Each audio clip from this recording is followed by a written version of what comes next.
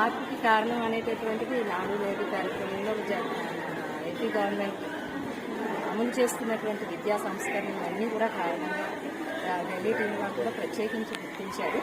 ఈ సంస్కరణని వాళ్ళ పాఠశాలలో కూడా అమలు చేయడానికి సుముఖం వ్యక్తం చేశారు. మేము యూట్యూబ్ ద్వారా అందరికీ తెలియజేయడానికి ప్రయత్నిస్తున్నాము. ఈ రకమైన చేయడంలో మా ఎయిమ్ ఏంటంటే ఈ కార్యక్రమాల్లో ప్రధానమైనటువంటి భాగస్వాములు విద్యార్థులు.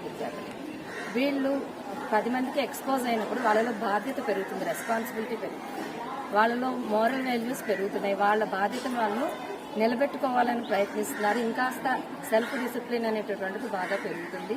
అట్ ది సేమ్ టైం చదువు మీద కూడా దృష్టి పెట్టగలుగుతున్నారు. మనం ఇప్పుడు ప్రెసెంట్ మొబైల్స్లో చూస్తున్నాం, రకరకాలైనటువంటి సామాజిక మాధ్యమాలు, ఇన్స్టాగ్రామ్ అని, ఇవన్నీ వాటికి అట్రాక్ట్ అవుతున్నారు. మన యూట్యూబ్లో కూడాను చెడుకి అట్రాక్ట్ అయినట్టుగా మంచికి అట్రాక్ట్ అవ్వరు కదా. కాకపోతే మేము చేస్తున్నటువంటి పిల్లల యొక్క కార్యక్రమాలు, పాఠశాల కార్యక్రమాలు వాళ్ళు భాగస్వాములు అవడం వల్ల వాళ్ళ బాధ్యత పెరిగి వాళ్ళు అవసరం లేని ప్రోగ్రామ్స్ అవి మొబైల్స్లో చూడడం అది మానేసి వాళ్ళకు ఉపయోగపడేటటువంటి కార్యక్రమాలను చూడటం ఇలాంటివన్నీ జరుగుతుంది.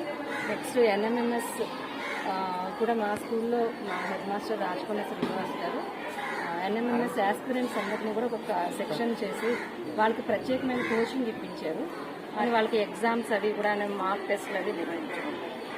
పాఠశాలలో చెప్పినటువంటి పాఠాలు కాకుండా ఇంకా కాస్త అసైన్మెంట్స్ అవి వాళ్ళు ఇంట్రెస్ట్గా వాటిని మళ్ళీ చేసి జాయిన్ చేయడం జరిగింది. ఈ విధంగా ఎన్ఎంఎంఎస్ ఒక ప్లాన్డ్గా చేయటం వల్ల పోయిన సంవత్సరం 17 మంది విద్యార్థులు ఎన్ఎంఎంఎస్ స్కాలర్షిప్ పొందారు. వాళ్ళు డిస్ట్రిక్ట్ ఫస్ట్ వచ్చిందని చెప్పి